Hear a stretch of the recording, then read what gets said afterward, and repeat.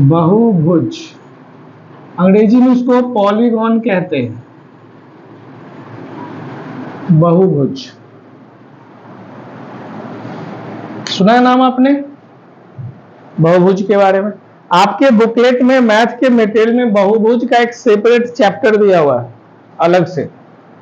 तो अभी हम लोग सिर्फ इसके डेफिनेशन को पढ़ेंगे, और वो जो चैप्टर हम लोग जब ज्योमेट्री में पढ़ते हैं तो वहां पर बहुभुज चैप्टर फिर से आएगा, तो वहां पर हम लोग इसके फॉर्मूला वगैरह को भी पढ़ेंगे। ठीक है, तो अभी फॉर्मूला वगैरह नहीं पढ़ेंगे, सिर्फ डेफिनेशन पढ़ेंगे। चलिए, नाम में ही छुपा हुआ बहु, बहु माने अनेक, भुज माने भुजा, है ना, अनेक भुजाओं से। तो मिनिमम कितनी भुजाएं?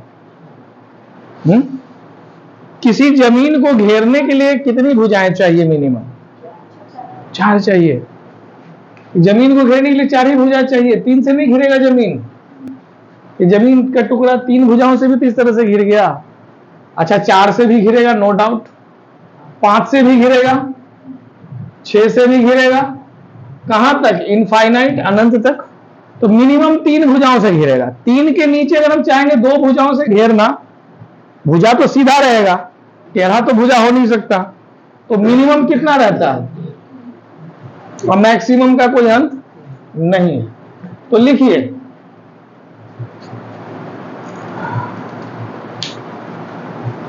दो से अधिक भुजाओं से, 2 से अधिक भुजाओं से, 2 से अधिक समझ रहे हैं ना, 3 से चालू हो जाता है। 2 से अधिक भुजाओं से घिरे क्षेत्र को, क्षेत्र माने जमीन, घिरे क्षेत्र को या आकृति को, जो बोलिए, घिरे क्षेत्र को बहुभुज कहते हैं। 2 से अधिक भुजाओं से घिरे क्षेत्र को क्या कहते हैं? बहुभुज कहते हैं। लिखिए, अंग्रेजी में होगा अ फिगर या एन एरिया, एक ही बात है, फिगर ही लिखिए। A figure bounded by more than 2 sides, more than 2 sides, ठीक है, मोर देन 2 साइड्स, ठीक, 2 से अधिक भुजाओं से घिरा हुआ है। उदाहरण एग्जाम्पल में लिख लीजिएगा, उदाहरण लिखिएगा, एग्जाम्पल लिखिएगा। त्रिभुज, अंग्रेजी में उसको क्या बोलते हैं? ट्रायंगल बोलते हैं।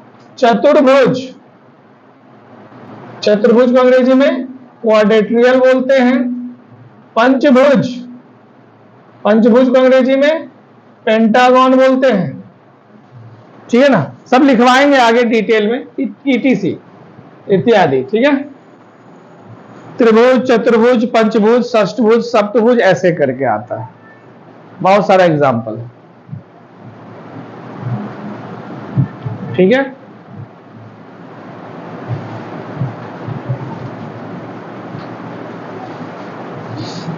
नीचे से लिखिएगा, बहुभुज 2 प्रकार का होता है। बहुभुज कितने प्रकार का होता है? 2 प्रकार का होता है बहुभुज।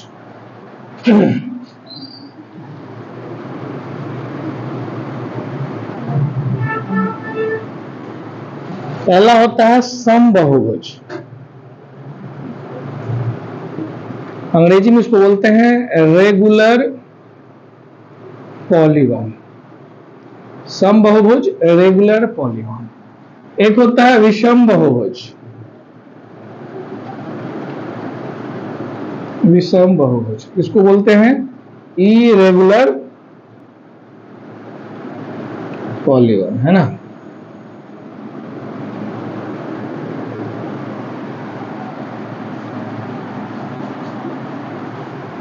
समबहुभुज नाम में छिपा हुआ है, सम माने बराबर, बहुभुज सभी भुजाएं क्या होती है इसमें?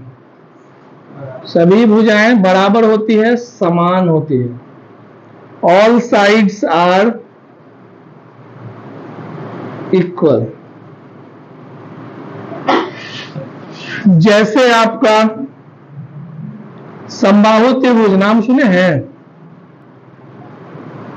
नहीं सुने हैं, बताएंगे आगे। अंग्रेजी में इक्विलैटरल ट्रायंगल होता है। वर्ग का नाम सुने हैं? वर्ग, अंग्रेजी में इसको स्क्वायर बोलते हैं, है ना। ये क्या कहलाता है आपका? रेगुलर पॉलीगॉन सम बहुभुज कहलाता है। क्यों? क्योंकि इसकी सभी भुजाएं क्या होती है? बराबर होती है। और इसमें क्या होगा? सभी भुजाएं समान नहीं होती है, सभी भुजाएं समान नहीं। ऑल साइड्स आर नॉट क्या? Equal. All sides are not equal. जैसे एग्जांपल के तौर पर आप समकोण त्रिभुज है ना, समकोण त्रिभुज को अंग्रेजी में क्या बोलते हैं? Right angled triangle. आयत, आयत को अंग्रेजी में क्या बोलते हैं? कोई नहीं बोलेगा। रेक्टेंगल है ना, इत्यादि।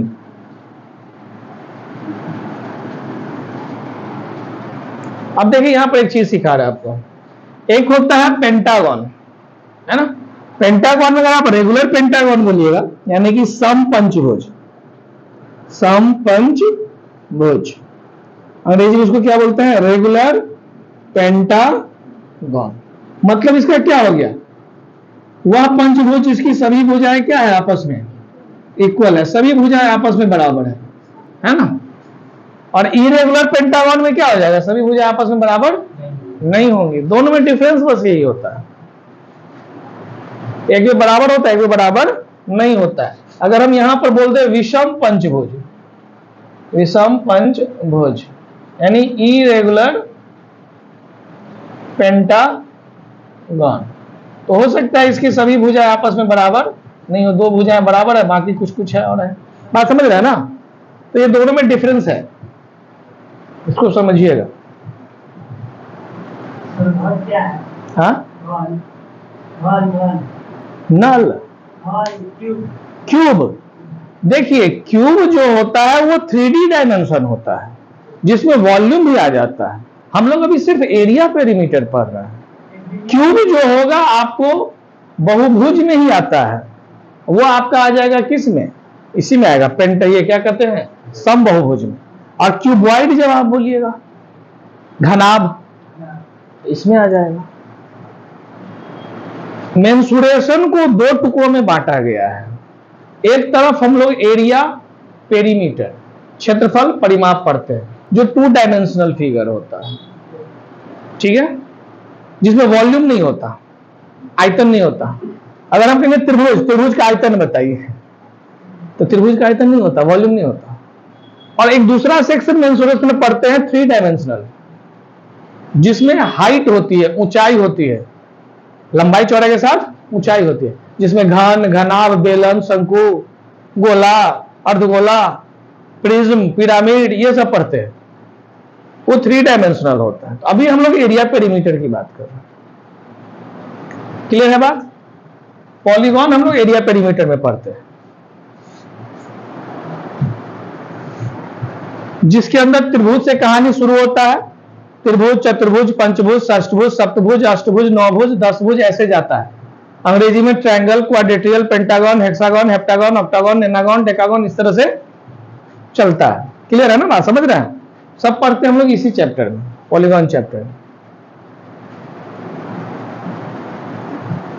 आप 3 डायमेंशन वाला अलग से पढ़ते हैं। फिर इसी पोर्शन को हम लोग ज्योमेट्री में जाके पढ़ते हैं। ज्योमेट्री में सर्कल पढ़ते हैं, ज्योमेट्री में फिर ट्रायंगल भी पढ़ते हैं, है ना। तो ये 3-4 टॉपिक जो होता है एक दूसरे से कोऑर्डिनेटेड रहता है। आफ्टर ऑल आपको नॉलेज सबके लिए चाहिए, है ना। हो गया, इसको मिटा दें। अब आइए सबसे वो सवाल से शुरू करते हैं जहां आज हम लोग क्लास में आपसे पूछे थे, ट्रायंगल से। अभी आपने देखा यहां पर ट्रायंगल का एक एग्जांपल लिए, समबाहु त्रिभुज, इक्विलैटरल ट्रायंगल। और भी तो ट्रायंगल होता होगा, तो आपको यहां हो सकता है कंफ्यूजन हो। यहां पर एक रेक्टेंगल से, ये क्या नाम है, क्वाड्रेटिकल से लिए, वर्ग लिए, स्क्वायर लिए, एक इधर रेक्टेंगल लिए। अब ये सब क्या चीजें हैं, इसको जरा डिफाइन करते हैं। ठीक, तो हेडिंग लगा लीजिए, ये लिख लिए ना आप लोग, हेडिंग लगा लीजिए त्रिभुज, ट्रायंगल। अगर आप ट्यूशन पढ़ाते हैं, स्कूल पढ़ाते हैं, तो भी ये सब इंफॉर्मेशन बहुत जरूरी है ना। बच्चों को भी इंफॉर्मेशन देना पड़ता है। और वैसे तो आपको चाहिए ही, तो हेडिंग लगा लीजिए त्रिभुज ट्रायंगल।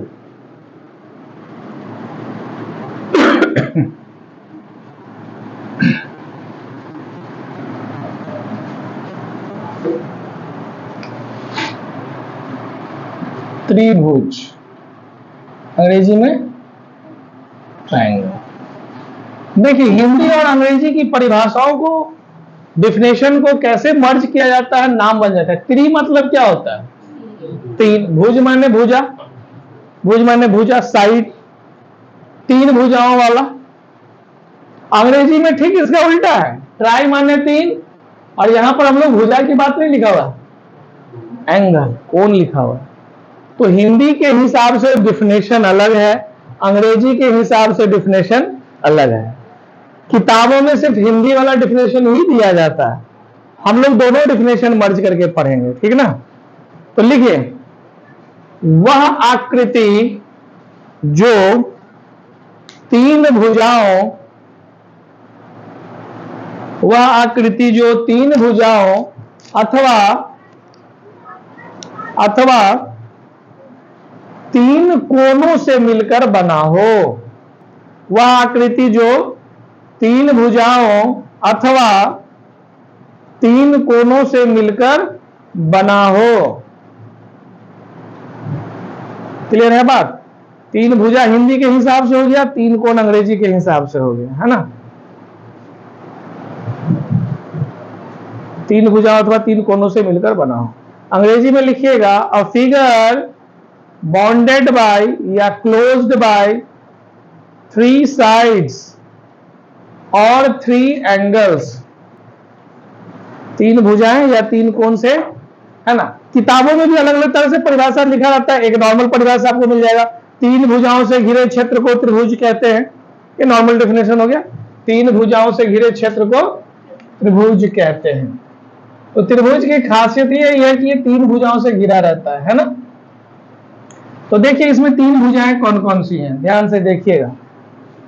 एक भुजा, भुजा माने साइड, भुजा माने साइड, हिंदी अंग्रेजी दोनों लिख रहे हैं हम। एक भुजा का नाम है क्या? A B. चलिए ए बी पहली भुजा हो गई। दूसरी भुजा का क्या नाम है? B C. तीसरी भुजा का क्या नाम है? सी ए या ए सी, है ना। इसको आप इस तरह से भी बोल सकते हैं, डी ए। इसको क्या बोल सकते हैं? C B. इसको क्या बोल सकते हैं? सी ए। एक और नाम होता है, पता है? इसको और एक नाम से लिख सकते हैं, और वो कैसे लिखा था ध्यान से देखिए। ये ए है ना, तो इसके सामने वाला स्मॉल है। ये बी है, इसके सामने वाला स्मॉल बी। ये सी है, इसके सामने वाला स्मॉल सी। यानी बी सी जो होगा, बी सी, उसको हम स्मॉल ए लिख सकते हैं, है ना। ए बी को क्या लिख सकते हैं? स्मॉल सी लिख सकते हैं। ए सी को स्मॉल बी लिख सकते हैं। आप इसका प्रयोग कहां देखते होंगे, याद करिए। हम लोग एक तो फॉर्मूला पढ़ते हैं, जिसमें पढ़ते हैं त्रिभुज का क्षेत्रफल निकालते हैं, जिसमें तीनों भुजाएं दी जाती है, under root S into S minus A into S minus B into S minus C. जहां एस बराबर होता है A plus B plus C by two, याद है? सब लिखवाएंगे आगे, टेंशन मत लीजिए। तो वहां ए बी सी भुजाएं ही तो थी, समझ रहे हैं ना। ये पूरा फुल नाम हो गया, इसका शॉर्टकट वर्जन हो गया। क्लियर बात? तीन भुजाएं हो गई। अच्छा, इसमें कोण भी होते हैं। कितने कोण होते हैं भाई? कोण भी तीन होते हैं, एंगल। पहला कोण का नाम ए है, दूसरा कोण का नाम बी है, तीसरा कोण का नाम सी है। अच्छा, इसके और भी नाम है लिखने के, अभी हम लोग पढ़े थे कोण में, तो उसमें हम टाइम नहीं लेंगे आपका। अच्छा, एक और चीज, इसमें शीर्ष बिंदुएं भी होती हैं। शीर्ष बिंदु, अंग्रेजी में इसको वर्टेक्स बोलते हैं। हाँ, अच्छा, शीर्ष बिंदु किसे कहते हैं? दो भुजाओं के मिलने से, दो भुजाओं के मिलन बिंदु को शीर्ष बिंदु कहते हैं।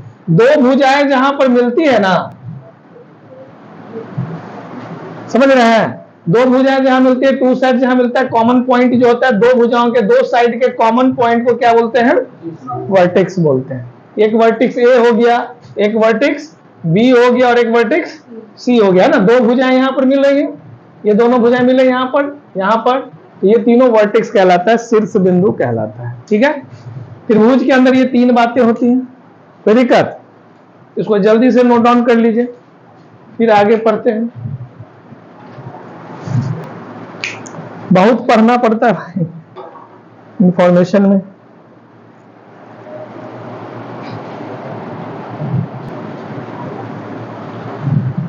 हेडिंग लगाएंगे त्रिभुज के भेद, काइंड्स ऑफ ट्रायंगल, कितने प्रकार के त्रिभुज होते हैं उसकी बात करेंगे हम लोग। तो देखिए त्रिभुज के भेद को, त्रिभुज के प्रकार को हम लोग दो आधार से देखते हैं। एक देखते हैं कोण के आधार पर। किसके आधार पर? कोण के आधार पर। कोण के आधार पर, on the basis of angle, on the basis of angle. कोण के आधार पर त्रिभुज के भेद हम लोग पढ़ते हैं, है ना। तो कोण के आधार पर त्रिभुज के कितने भेद होते हैं पता है? तीन भेद होते हैं। पहला होता है न्यून कोण त्रिभुज, दूसरा होता है समकोण त्रिभुज, और तीसरा होता है आपका अधिक कोण त्रिभुज। अंग्रेजी में इसको बोलते हैं एक्यूट एंगल्ड ट्रायंगल। ये ट्रायंगल का नाम हुआ, सिंबल है। इसको बोलते हैं राइट एंगल्ड ट्रायंगल, और इसको बोलते हैं ऑब्ट्यूज एंगल्ड ट्रायंगल। ठीक है। कोण के आधार पर त्रिभुज के कितने भेद हो गए? तीन भेद हो गए, है ना।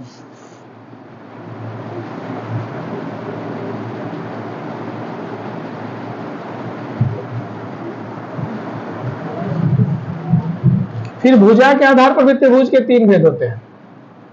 भुजा के आधार पर, on the basis of sides. पहला होता है समबाहु त्रिभुज, अंग्रेजी में इसको बोलते हैं इक्विलैटरल ट्रायंगल। दूसरा होता है समद्विबाहु त्रिभुज, समद्विबाहु त्रिभुज, इसको बोलते हैं अंग्रेजी में आइसोसेलेस ट्रायंगल। और तीसरा होता है विषम बाहु त्रिभुज, अंग्रेजी इसको बोलते हैं एस्केलन, है ना, ट्रायंगल।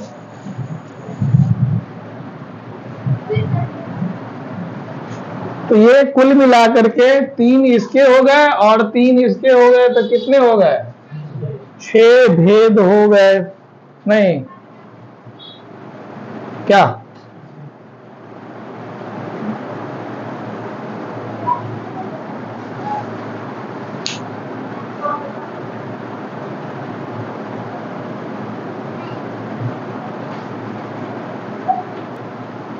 अब इन सब के बारे में हम लोग क्या करेंगे?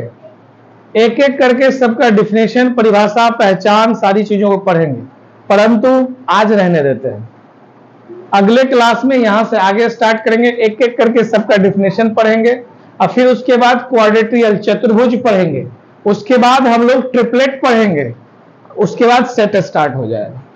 ठीक है। तो अगला भी क्लास आपका मैथ का उतना ही इंपॉर्टेंट रहेगा जितना आज का था। ओके, रहने देते हैं आज। ठीक है, थैंक यू।